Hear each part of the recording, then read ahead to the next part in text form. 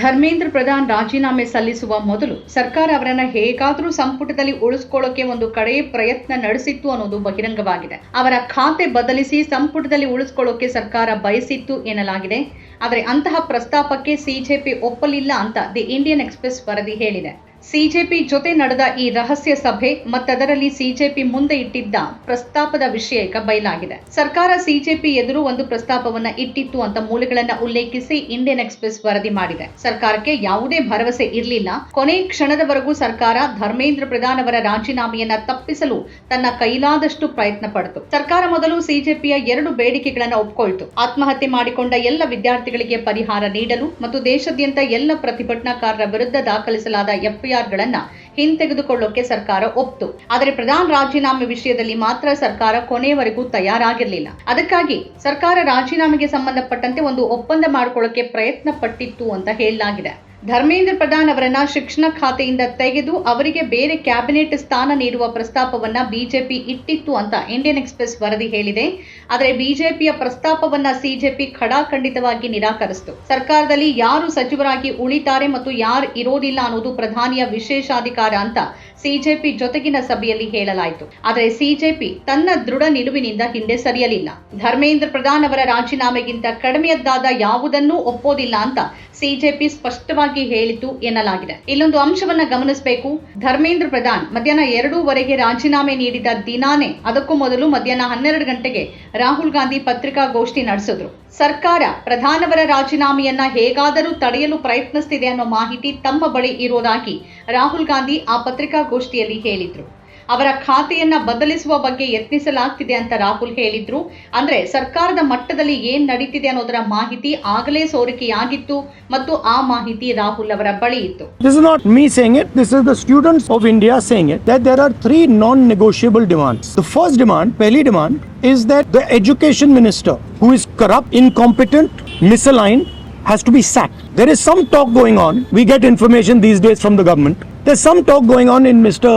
Modi's cabinet that the solution is to move Mr. Dharmendra Pradhan from education to some other ministry. This is not acceptable to the students of India, it is not acceptable to anybody. ಕಡೆಗೆ ಪ್ರಧಾನವರ ರಾಜೀನಾಮೆ 2:30ಕ್ಕೆ ಬಂತು ಮತ್ತು ಈಗ Indian express ವರದಿ ಪ್ರಕಾರ ಸರ್ಕಾರ ಕೊನೆಯವರೆಗೂ ಸಿಜೆಪಿಯೊಂದಿಗೆ ಚೌಕಾಶಿ ಮಾಡ್ತಾನೆ ಇತ್ತು. ರಾಜೀನಾಮೆ ಬೇಡಿಕೆಯನ್ನ ಬಿಟ್ಬಿಡಿ ಅಂತ ಬಿಜೆಪಿ ಹೇಳ್ತಾನೆ ಇತ್ತು. ಆದರೆ ಸಿಜೆಪಿ ಸದಸ್ಯರು ಅದನ್ನ ನಿರಾಕರಿಸಿದ್ರು. ಅದಾದ ಬಳಿಕ ಸೋಮವಾರ ಧರ್ಮೇಂದ್ರ ಪ್ರಧಾನ್ ಅವರನ್ನ ಸಂಸತ್ತಿನ ಮಕರ ದ್ವಾರದಲ್ಲಿ ಎನ್ಡಿಎ ಸಂಸದರು ಪೇಟ ತೊಡಿಸಿ ಗೌರವಿಸಿರುವುದನ್ನ ಗಮನಿಸಬಹುದು. ಅವರನ್ನ ಸರ್ಕಾರದಿಂದ ತೆಗೆದು ಹಾಕಲಾಗಿದ್ದರೂ ಪಕ್ಷ ಅವರಿಗೆ ಇನ್ನೂ ತನ್ನ ಬೆಂಬಲವನ್ನ ತೋರಿಸಿದೆ. ಅವರನ್ನ ಬಿಡಲು ಮನಸ್ಸಿಲ್ಲದೆ ಬಿಟ್ಟು ಕೊಟ್ಟಿದೆ ಅನ್ನೋದು ಸ್ಪಷ್ಟ ಇದೆ. ಆದರೆ ಅವರನ್ನ ಸಂಪುಟದ ಒಳಗೆ ಉಳಿಸಿಕೊಳ್ಳೋಕೆ ಬಹಳಷ್ಟು ಆಟಗಳು ನಡೀತಿರುವ ಈ ಇಡೀ ಆಟ ಬಿಜೆಪಿಯೊಳಗಿನ ಅತ್ಯಂತ ಬಲವಾದ ಅಧಿಕಾರ ಹೋರಾಟ ಆಗಿದೆ. ಸರ್ಕಾರ ಒತ್ತಡದಲ್ಲಿ ಪ್ರಧಾನ್ ರಾಜೀನಾಮೆಯನ್ನ ಸ್ವೀಕರಿಸಿದೆ ಅನ್ನೋದು ಸ್ಪಷ್ಟ. ಮತ್ತೊಂದು ಕಡೆ ಸರ್ಕಾರ ಅಂತಿಮವಾಗಿ ಪ್ರತಿಭಟನಾಕಾರರ ವಿರುದ್ಧದ ಎಫ್ಐಆರ್‌ಗಳನ್ನ ಹಿಂತೆಗೆದುಕೊಂಡಿದೆ. ಎಫ್ಐಆರ್‌ಗಳನ್ನ ಹಿಂಪಡೆಯಲಾಗಿದೆ. ಮಾತ್ರವಲ್ಲ, ಬಂಧನಕ್ಕೊಳಗಾದವರನ್ನು ಬಿಡುಗಡೆ ಮಾಡಲಾಗಿದೆ. ಬಿಹಾರದಲ್ಲಿ ಪ್ರತಿಭಟನಾಕಾರರನ್ನ ವ್ಯಾಪಕವಾಗಿ ಬಂಧಿಸಲಾಗಿತ್ತು. ಹಿಂಸಾಚಾರ ನಡೆದಿತ್ತು. ಐಸಾ ನಾಯಕಿ ನೇಹಾ ಕೂಡ ಪಾಟ್ನಾಗೆ ಹೋಗಿ ಬಂಧಿತರನ್ನ ಭೇಟಿಯಾಗುವ ಪ್ರಯತ್ನ ನಡೆಸಿದ್ರು. ಅವರು ಪಾಟ್ನಾದಲ್ಲಿ ಪೊಲೀಸ್ ಅಧಿಕಾರಿಗಳನ್ನು ಕೂಡ ಭೇಟಿಯಾದ್ರು.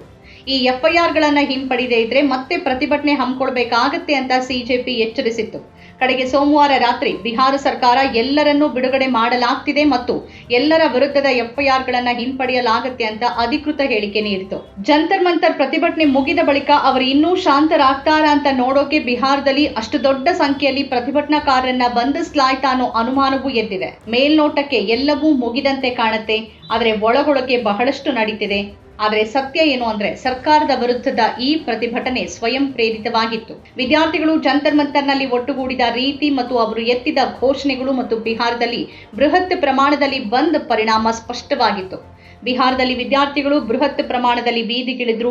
ಬಿಹಾರ ಮತ್ತು ಉತ್ತರ ಪ್ರದೇಶದ ವಿದ್ಯಾರ್ಥಿಗಳು ಹೆಚ್ಚು ಸ್ಪರ್ಧಾತ್ಮಕ ಪರೀಕ್ಷೆಗಳಿಗೆ ತಯಾರಿ ನಡೆಸುವ ರಾಜ್ಯಗಳಾಗಿವೆ ಮತ್ತು ಅವರು ಹೆಚ್ಚಾಗಿ ಪತ್ರಿಕೆ ಸೋರಿಕೆಗೆ ಬಲಿಯಾಗ್ತಾರೆ. ಆದರೆ ಇದೆಲ್ಲದರ ಬಗ್ಗೆ ಜನಾಕ್ರೋಶ ಪ್ರಬಲವಾಗಿತ್ತು. ಸಾಮಾಜಿಕ ಮಾಧ್ಯಮಗಳ ಮೂಲಕ ಜನ ಬೀದಿಗಿಳಿದ್ರು. ಮುಂಬೈನ ಬೀದಿಗಳು ತುಂಬಿದ್ವು. ಮುಂಬೈ, ತಮಿಳುನಾಡು, ಉತ್ತರ ಪ್ರದೇಶ ಮತ್ತು ಬಿಹಾರದಲ್ಲಿ ಜನ ಬೀದಿಗಿಳಿದಿದ್ರು. ದೆಹಲಿಯ ಜಂತರ್ ಮಂತರ್ ತುಂಬಿತ್ತು. ಒಂದು ದೊಡ್ಡ ಗೆಲುವು ಮೋದಿ ಸರ್ಕಾರವನ್ನ ಪೇಚಿಗೆ ಸಿಲುಕಿಸಿತು ಮತ್ತದು ಅರಗಿಸಿಕೊಳ್ಳಲಾಗದ ಸೋಲನ್ನ ತಂದಿಟ್ಟಿತು. ನಮ್ಮ ಕಾರ್ಯಕ್ರಮಗಳನ್ನು ನೀವು ನೋಡ್ತಾ ಇದ್ರೆ ನಮ್ಮ ಚಾನೆಲ್ ಅನ್ನ ಸಬ್ಸ್ಕ್ರೈಬ್ ಮಾಡಿ, ಪಕ್ಕದ ಬೆಲ್ ಐಕಾನ್ ಒತ್ತಿ ನಮ್ಮನ್ನ ಬೆಂಬಲಿಸಿ. ಹಾಗೆ ನಮ್ಮ ಕಾರ್ಯಕ್ರಮಗಳನ್ನ ಲೈಕ್ ಮಾಡಿ, ಕಮೆಂಟ್ ಮಾಡಿ, ಅದನ್ನ ಬೇರೆಯವರಿಗೂ ವಾಟ್ಸ್ಆಪ್ ಮೂಲಕ ಶೇರ್ ಮಾಡಿ. ನೀವು ಹೀಗೆ ಮಾಡಿದಾಗ ನಮ್ಮ ಚಾನೆಲ್ ಇನ್ನಷ್ಟು ಮತ್ತಷ್ಟು ಜನರಿಗೆ ತಲುಪಲು ನೀವು ನಮ್ಮೊಂದಿಗೆ ಸಹಕರಿಸಿದ ಹಾಗಾಗುತ್ತೆ. ಇದು ನೀವು ಯಾವುದೇ ಖರ್ಚಿಲ್ಲದೆ ಕೆಲವೇ ಸೆಕೆಂಡುಗಳಲ್ಲಿ ನೀಡಬಹುದಾದ ಸಹಕಾರ. ಧನ್ಯವಾದಗಳು.